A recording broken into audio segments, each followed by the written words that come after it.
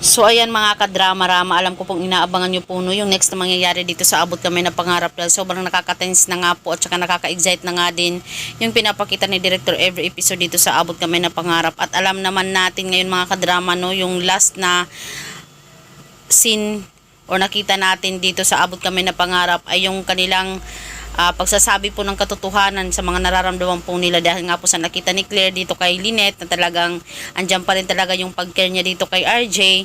Kaya nga po talaga kinonfront nga po talaga ni Claire itong si Lynette kung may nararamdaman pa po ba siya dito kay RJ, kasi kahit hindi naman tanungin kasi ni Claire dito si Lynette klarong-klaro naman talaga na hanggang ngayon mahal pa rin talaga ni Lynette itong si RJ. Kaya itong si Lynette possible sabihin niya na mahal na mahal ko si Claire, mahal na mahal ko si RJ Claire.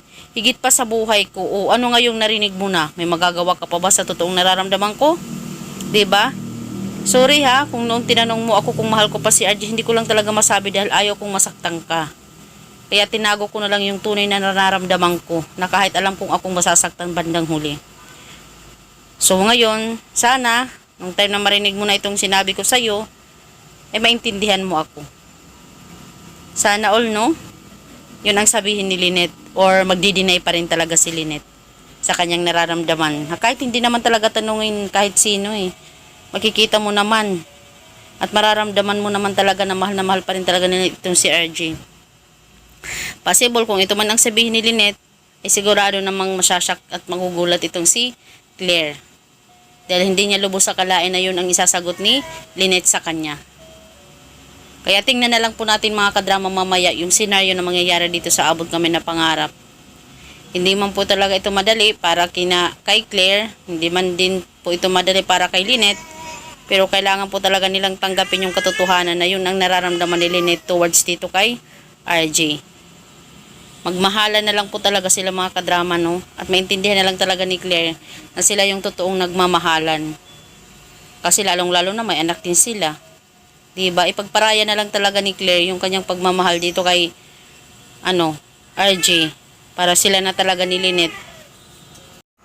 Alam kong masakit na magparaya sa tunay mong mahal, pero meron pala itong ibang minamahal. Diba? Kaya kailangan mo na lang talaga tanggapin na yun ang katotohanan. Palayain mo talaga yung sarili mo, kasi kung hindi mo talaga palayain yung sarili mo, walang magagawa. So, yun lang po mga kadrama. Maraming salamat again sa palagi niyong panonood. Pasensya na sa disturb ng aking baby. Maraming salamat dahil andyan kayo palagi para sa update ng aking video na ina-upload. Malaking tulong po yan sa aking channel mga kadrama kung alam niyo lang. Abangan na lang po talaga natin yung scenario ni Claire at saka ni Lynette na mangyayari dito sa Abot Kami na Pangarap. Dahil mas nakaka-excite po talaga ngayon.